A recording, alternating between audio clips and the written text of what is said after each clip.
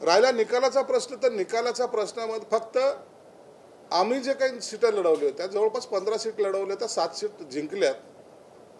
त्या मानाने आमचा स्ट्राईक रेट हा अत्यंत चांगला आहे, इतरांपेक्षा निश्चित चांगला आहे. उभाटा गटाच्या किंवा त्या आघाडीचा जी काही युती झाली होती, त्या युतीचा खऱ्या अर्थानं बेनिफिट हा काँग्रेसला झालेला हे सर्वजण आपण पाहताय.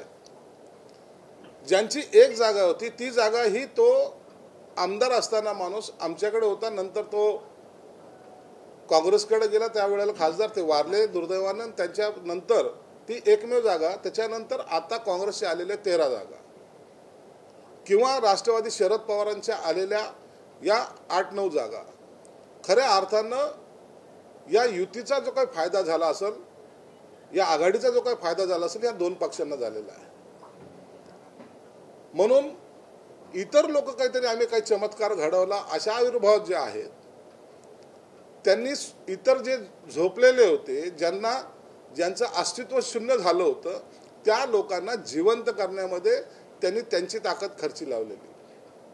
तुम्ही जर पाहिलं तर काँग्रेस असेल की राष्ट्रवादी शरद पवारचे असतील, त्यांनी ज्या ठिकाणी उभाटाचे सदस्य होते त्या ठिकाणी मनापासून काम केलं नाही, हे त्या ठिकाणचे उमेदवार सुद्धा तुम्हाला सांगतील. आणि ज्वलंत उदाहरण जर पाहिजे असेल तर सांगलीचं उदाहरण आपल्या सर्वांना माहिती. त्या ठिकाणी विश्वजित कदमांनी त्या स्टेजवर जे सांगितलं होतं, तुम्ही तिकडचे वाघ असाल पण इकडचे वाघ आम्ही आहोत आणि इथं आमचीच चालणार, याच धर्तीवर त्यांनी अपक्ष उमेदवारांना केलेला सपोर्ट, राष्ट्रवादीने सुद्धा त्यांना केलेला सपोर्ट, ती सीट निवडून आली अपक्ष म्हणून.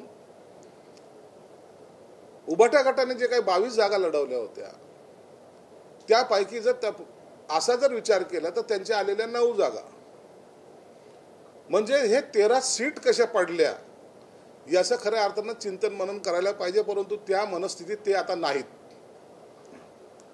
आता आदरणीय, वंदनीय, पूजनीय, हृदय सम्राट राहुल गांधीच्या दर्शनाला सर्वजण जातील, मोठा बुके राहतील हातात, बुके देतील आणि आता ह्यांच्या ह्या दिल्ल्या वाऱ्या या सुरू होणार आहेत. जे इतरांना नाव ठेवत होते आता ते दिल्लीचे वारे करायला आता सज्ज झालेले आहेत. मग सरकार कुणाचं बनायचं, कसं बनायचं, ह्या सगळ्या मागण्या किंवा जे आपले विचार त्या ठिकाणी ते मांडतील.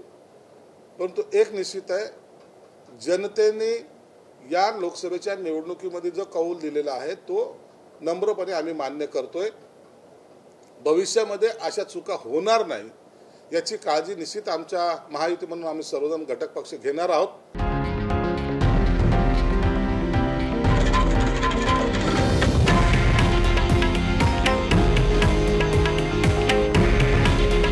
हे आहे देशातील नंबर 1 न्यूज नेटवर्क आणि आपण पाहत आहात TV9 मराठी.